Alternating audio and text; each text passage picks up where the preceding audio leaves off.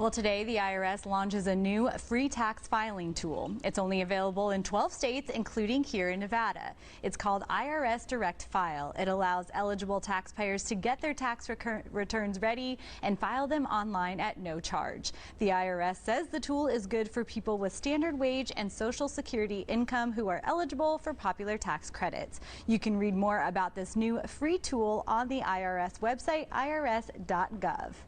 Well, speaking of taxes, while it can be an overwhelming time, a statistic to look forward to is that about 3/4 of U.S. tax filers are expected to get refunds in 2024. So joining us with more insight is retail expert Linda Johansen James. Linda, always so great to see you. Great to see you too, thank you. And you're shedding some light on this stressful time of year as we head into tax season, but let's jump right into it. Let's talk about tax refunds. Is there an average number that most people are maybe going to see this season on their refund?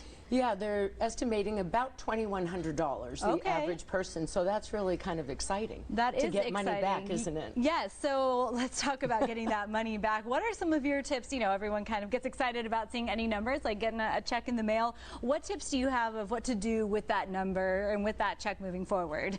Well, the first thing I tell people to do is pay off your debt, including your credit cards and any medical debt that you have. I think that's the most important thing to do with that. What about treating yourself once you handle all of your expenses and make sure everything's in line? Do you recommend a little treat? I do recommend, and there's some really great deals going on out there. But make sure first and foremost you take care of paying off your debt, and then put a little aside for a rainy day emergency fund. Yes, that's always good to have, and you never know when you might need that. Let's talk about a high yield savings account. What does that mean? What should you do with that? Well, right now it's a great time to deposit money because we're seeing upwards of 5% on interest rates in high yield savings accounts. Okay, so that's and that money's liquidable too. Okay, definitely something to keep in mind there. And I also want to talk about retirement savings accounts because that's something we all need to keep in mind and look forward to. Yes. And when we get some of that money back, would you recommend, you know, putting that somewhere smart, or what are your tips? I would. So I would look at certainly a Roth IRA because